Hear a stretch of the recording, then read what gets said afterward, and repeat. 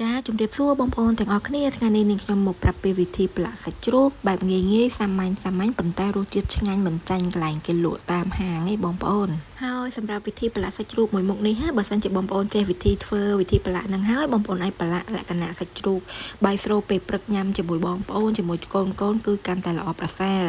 អញ្ចឹងនៅពេលនេះយើងទៅមើលវិធីប្រឡាក់សាច់ជ្រូកទាំងអស់គ្នាថាការប្រឡាក់សាច់ជ្រូកមួយមុខនេះដាក់គ្រឿងផ្សំនិងរបៀបធ្វើបែបណាចាហើយនេះគឺជាផ្នែកសាច់ជ្រូករបស់យើងយកសាច់ជ្រូកផ្នែកថ្ងៃនេះនឹងខ្ញុំប្រើលក្ខណៈសាច់ជ្រូក3ជាន់យើងជាល្មមកុំឲ្យស្ដាងពេកកុំឲ្យក្រាស់ពេកហើយនេះគឺជាផ្នែកគ្រឿងផ្សំរបស់យើងដែលនេះខ្ញុំមានប្រើជាមួយនឹងទឹកប្រេងខ្យងចំនួន4ស្លាបព្រាបាយហើយនេះគឺជាផ្នែកទឹកត្រីនេះខ្ញុំប្រើចំនួន2ស្លាបព្រាហើយសម្រាប់ទឹកស៊ីអ៊ីវនេះខ្ញុំប្រើចំនួន3ស្លាបព្រាបាយហើយសម្រាប់ទឹកស៊ីអ៊ីវខាប់នេះខ្ញុំប្រើចំនួន1ស្លាបព្រាដែរជាមួយនឹងម្សៅស៊ុបម្សៅស៊ុបយើងប្រើប្រភេទណាក៏បានដែរនេះខ្ញុំប្រើចំនួន3ស្លាបព្រាកាហ្វេ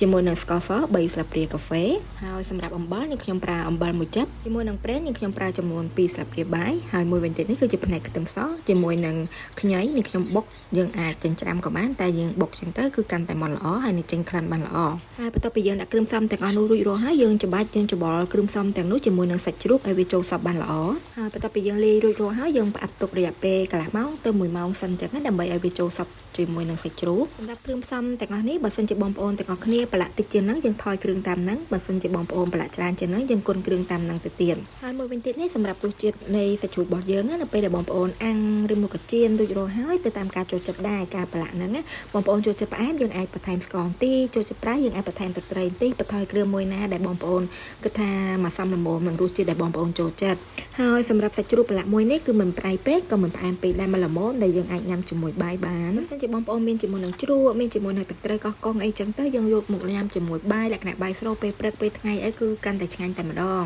ចានៅពេលនេះផងដែរនេះខ្ញុំសូមអរគុណបងប្អូនទាំងអស់គ្នាដែលតាមដានទស្សនាវីដេអូក្នុងការធ្វើម្ហូបរបស់នេះខ្ញុំតាំងពីដើមដល់ចប់យើងនឹងជួបគ្នានៅវីដេអូក្រោយៗទៀតណាអរគុណបាយបាយ